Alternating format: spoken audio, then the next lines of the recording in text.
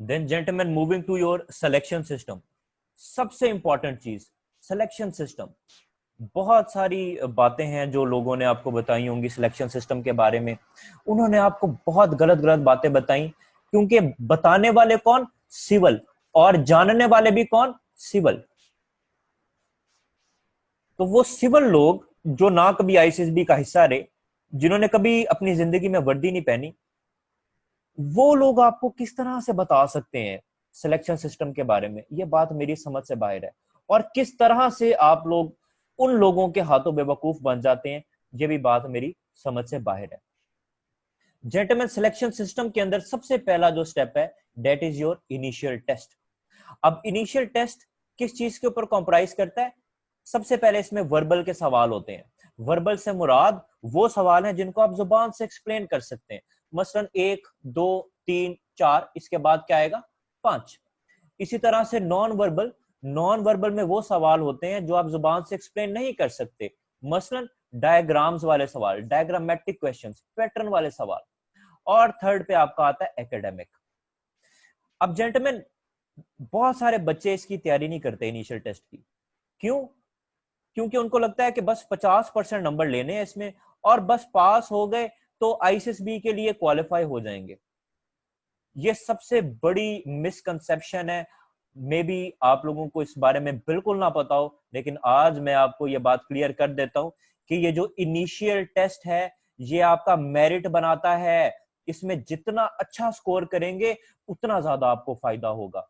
एक लड़का जिसकी परसेंटेज इनिशियल टेस्ट के अंदर 50 है, वो और एक लड़का जिसकी 70% आई है इनिशियल टेस्ट के अंदर, तो ये दोनों बराबर नहीं हो सकते। आईसीएसबी के अंदर इसको हम क्या कहते हैं? आईसीएसबी में हम इसको OIR कहते हैं, ऑफिसर इंटेलिजेंस रेटिंग।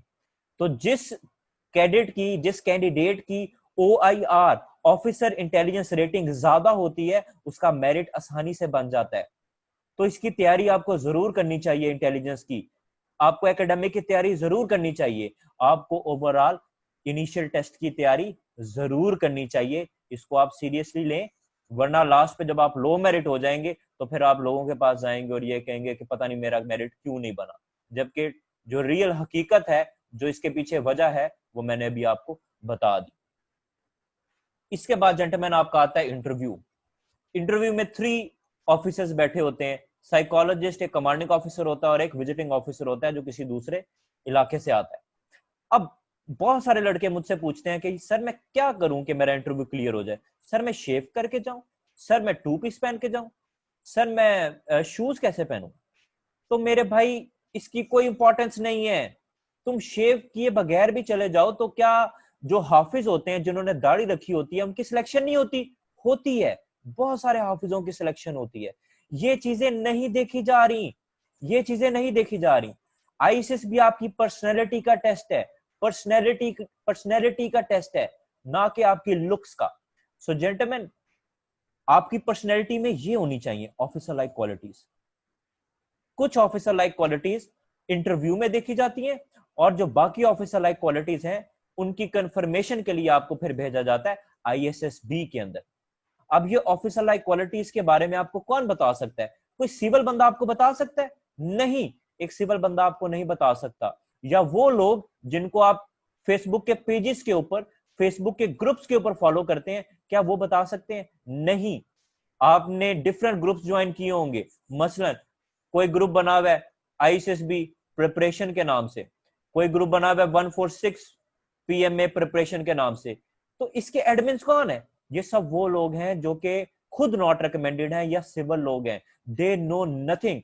ये सिर्फ आपको वो बात बताएंगे जो कि गलत है, क्योंकि ये खुद कभी आईसीएसबी का ना हिस्सा रहे हैं, ना इन्होंने कभी जिंदगी में वर्दी पहनी। इसके बाद जो थर्ड स्टेप जेंटलमैन आता है, डेट इज आईएसएसबी। आईएसएसबी में 3 सिलेक्टर्स होते हैं। It is the test of your personality. ICSB में एक जीटीओ होता है, एक साइकोलॉजिस्ट और एक डेप्टी प्रेसिडेंट। आईसीएसबी में टोटल ऑफिसर लाइक क्वालिटीज जो देखी जाती हैं, they are 14। 14 officer like qualities देखी जाती हैं आईसीएसबी में। अब जेंटलमैन,